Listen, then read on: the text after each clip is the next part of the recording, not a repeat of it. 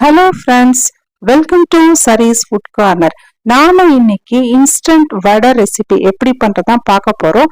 அதுக்கு முன்னாடி எங்க சேனலை இது வரைக்கும் சப்ஸ்கிரைப் பண்ணாதவங்க சப்ஸ்கிரைப் பண்ணிக்கோங்க. பக்கத்துல இருக்கிற அந்த பெல் ஐக்கானை ப்ரெஸ் பண்ணிக்கோங்க. அப்பதான் நாங்க போற வீடியோ உங்களுக்கு நோட்டிபிகேஷன்ல காட்டும். வாங்க இப்ப வீடியோக்குள்ள போலாம். இதுக்கு நாம ஒரு மிக்ஸி ஜார் எடுத்துக்கலாம். அதுல 1 கப் அளவுக்கு ரவை எடுத்துக்கலாம். ரவை எடுத்து மிக்ஸி ஜார்ல சேர்த்துக்கலாம். 1 கப் ரவைக்கு 1/4 கப் அளவுக்கு அவல் சேர்த்துக்கலாம்.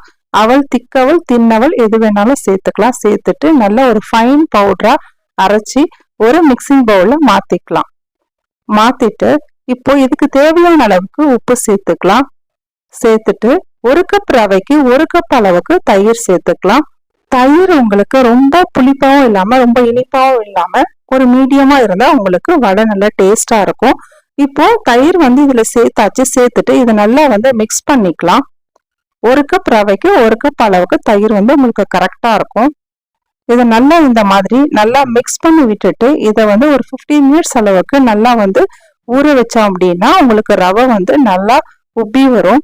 இப்போ இந்த மாதிரி இருக்கு. இன்னும் 1/4 மணி நேரம் கழிச்சு இன்னும் கொஞ்சம் கட்டியாகும். ஒரு தட்டு போட்டு மூடி ஒரு 1/4 மணி நேரம் அப்படியே ஊறட்டும். அந்த 1/4 மணி நேரத்துல நமக்கு இதுக்கு தேவையான சட்னி ரெடி பண்ணிட்டோம். நான் தேங்காய் சட்னி தான் செஞ்சிருக்கேன். 1/4 மணி நேரம் கழிச்சு பாத்தீங்கன்னா நல்லா கட்டியா இருக்கும். ரவை நல்லா உப்பி வந்திருக்கு. இப்போ இது கூடவே நாம ஒரு உருளைக்கிழங்கை வேக வச்சு இதுல சேர்த்துக்கலாம். உருளைக்கிழங்கு சேர்க்கும் போது உங்களுக்கு வடை நல்லா சாஃப்டா உங்களுக்கு கிடைக்கும். இந்த மாதிரி நல்லா மசிச்சு நல்லா கட்டிகள் எதுவும் இல்லாம இந்த மாதிரி மசிச்சு சேர்த்துக்கோங்க. சேர்த்துட்டு நல்லா கட்டிகள் எதுவும் இல்லாம அந்த மாவு கூட இந்த உருளைக்கிழங்கையும் சேர்த்து நல்லா மாவு பிசைஞ்சுக்கோங்க. பிசைஞ்சிட்டு இதுல நான் வெங்காயம், இஞ்சி, பச்சை மிளகாய், கருவேப்பிலை, கொத்தமல்லி எல்லாம் பொடியா கட் பண்ணி சேர்த்துக்கலாம். ஒரு மீடியம் சைஸ் வெங்காயம் பொடியா கட் பண்ணி சேர்த்துக்கிறேன். ஒரு சின்ன துண்டளவுக்கு இஞ்சி துருவி சேர்த்துக்கலாம். இல்லை பொடியா கட் பண்ணியும் சேர்த்துக்கலாம். ஒரு பச்சை மிளகாய் பொடியா கட் பண்ணி சேர்த்துக்கோங்க. கருவேப்பிலை, கொத்தமல்லி ஒரு கொத்து நீங்க பொடியா கட் பண்ணி இந்த மாதிரி சேர்த்துக்கோங்க. சேர்த்துட்டு ஒரு 1/4 டீஸ்பூன் அளவுக்கு சமையல் சோடா, கொஞ்சமா பெருங்காயம், ஒரு 1/4 டீஸ்பூன் மிளகு, 1/4 டீஸ்பூன் சீரகம் சேர்த்துட்டு இது வடை மாவு மாதிரி நல்லா நீங்க மாவு பிசைஞ்சுக்கோங்க. எல்லாம் வெங்காயம், கருவேப்பிலை, கொத்தமல்லி எல்லாம் ஈவனா உங்களுக்கு வர்ற அளவுக்கு மாவை நல்லா பிசைஞ்சுக்கோங்க. நான் இதுல எந்த தண்ணியும் சேர்க்கல. எனக்கு கன்சிஸ்டன்சி கரெக்டா வந்திருக்கு.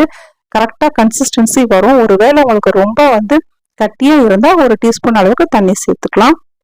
மாவு பாருங்க நல்லா ஃப்ளஃபியா நல்லா வந்துருச்சு. இப்போ கையில ஜஸ்ட் தண்ணி தொட்டுக்கிட்டு இந்த மாதிரி பால் மாதிரி செஞ்சுட்டு இந்த மாதிரி வடை ஷேப்புக்கு நீங்க ரவுண்டா பண்ணிட்டு நடுவுல ஒரு ஹோல் போட்டு நீங்க நல்லா சூடான எண்ணெயில போட்டு பொரிச்சு எடுக்கலாம். இல்ல பிளாஸ்டிக் கவர்லயும் நீங்க இதே மாதிரி போட்டு செஞ்சு ஷேப் பண்ணி நீங்க எடுக்கலாம்.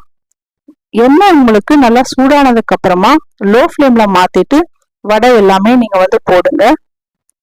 போட்டுட்டு வடை கொஞ்சம் மேல எழும்புனதும் அதுக்கப்புறம் ஃப்ளேமை மீடியமுக்கு அட்ஜஸ்ட் பண்ணி நல்லா பொன்னிறமா வர அளவுக்கு நல்லா பொரிச்சு எடுங்க.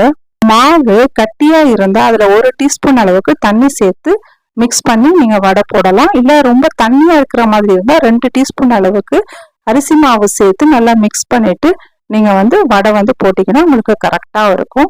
பாருங்க நல்லா வடை ரெடி ஆயிடுச்சு. நல்லா ஒரு பொன்னிறமா பொரிஞ்சு ஒரு சூப்பரான வடை நல்லா உப்பி நல்லா வந்திருக்கு. வடை டேஸ்டும் ரொம்பவே நல்லா இருக்கும். கண்டிப்பா ட்ரை பண்ணி பாருங்க.